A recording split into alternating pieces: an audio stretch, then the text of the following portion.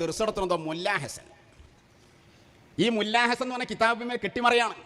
ശവത്തിൽ ഈച്ച പാർക്കുന്നത് പോലെ full time അതിലിങ്ങനെ കെട്ടിമറിഞ്ഞു കൂടുക. ഈ മുല്ലാഹസന്റെ നിയമം എന്താ? അയാൾ പറയാം, ചില ആളുകൾ മുല്ലാഹസൻ പാടില്ല എന്നൊക്കെ പറയുന്നുണ്ട്. ആരാത് പറഞ്ഞേ? 1970-കളിൽ സമസ്ത കേരള ജംഇയ്യത്തുൽ ഉലമയുടെ തീരുമാനം പട്ടിക്കാട് ജാമിഅന്നൂരിൽ വെച്ച് ചർച്ച. ഏതാ സമയം? 1970-കളിൽ ഒരു ചർച്ച അവിടെ വന്നു. ആ ക്ലിപ്പടണ്ടവനെ അത് നോട്ടീസ് ഒന്ന് കാണിച്ചു കൊടുക്കും. കണ്ടോ, അതിൽ കാണാം. ഒന്ന് വലുതാക്കി കൊടുത്തു.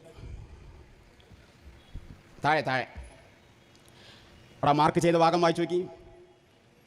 കണ്ടോ, 27/10/1970 ടി അബൂബക്കർ മുസ്ലിയാരുടെ അധ്യക്ഷതയിൽ ജാമിഅന്നൂരിയ അറബിക് കോളേജിൽ ചേർന്ന മുഷാവറ തീരുമാനങ്ങൾ.